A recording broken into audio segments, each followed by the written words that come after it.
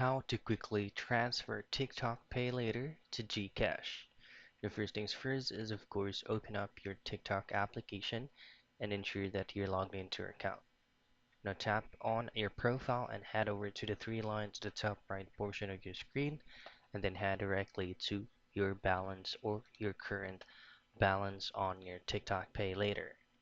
Then here, your balance should be able to be visible in here if you have been approved to pay later on TikTok. Once you do, all you have to do next is just to choose on this option that says live rewards, and then this is going to be the page in which you'll have to input a specific amount on your TikTok pay later on how much you'll be converting it directly to your Gcash. As you for example, you'll be converting it into $20. You just simply input $20 and then just choose on this option here that says withdraw. And Gcash is not gonna be the specific name of the fund that you'll be transferring to. Just simply choose on e-wallet and then just simply type in your Gcash account number. That's it.